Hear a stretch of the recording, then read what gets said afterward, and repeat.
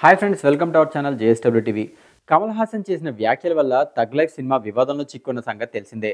కర్ణాటకలో ఈ సినిమాపై ఇప్పటికే నిషేధం విధించారు. తమ హెచ్చరికలు కాదని ఎవరైనా సినిమాను ప్రదర్శిస్తే థియేటర్లు కాల్చేస్తామని హెచ్చరించారు.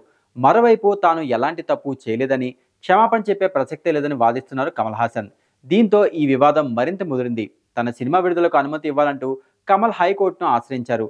తగ్ లైఫ్ సినిమా విడుదలకు భద్రత కల్పించాలని కోరుతూ కమల్ హాసన్ కర్ణాటక హైకోర్టులో రిట్ పిటిషన్ దాఖలు చేశారు. దీనిపై ఈరోజు హైకోర్టు సింగిల్ జడ్జ్ బెంచ్లో విచారణ జరిగింది. ఈ సందర్భంగా కోర్టు కమల్ హాసన్ను తీవ్రంగా విమర్శించింది.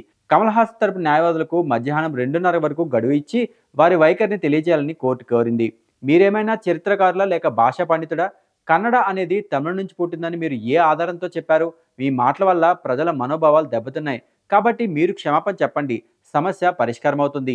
మీ వాణిజ్య ప్రయోజనాల కోసం సినిమా తీశారు. ఇప్పుడు మీ తప్పులకు పోలీసులు రక్షణ కల్పించాలా అంటూ జస్టిస్ ఎం నాగప్రసన్న నేతృత్వంలో ధర్మాసనం కమల్ హాసన్ న్యాయవాది ధ్యాన్ చిన్నప్పను ప్రశ్నించింది.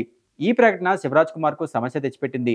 మీరు ఈ ప్రకటనను ఖండించలేదు, అంగీకరించారు. కానీ మీరు క్షమాపణ చెప్పడానికి సిద్ధంగా లేరు. ఇతరుల మనోభావాలను దెబ్బతీసేందుకు సినిమా విడుదల చేయాలనుకుంటున్నారా? ఇది 300 కోట్లపై సినిమా అని మీరు చెప్తున్నారు. ఇప్పుడు క్షమాపణ చెప్పండి, ఎలాంటి సమస్య ఉండదని కోర్టు అభిప్రాయపడింది.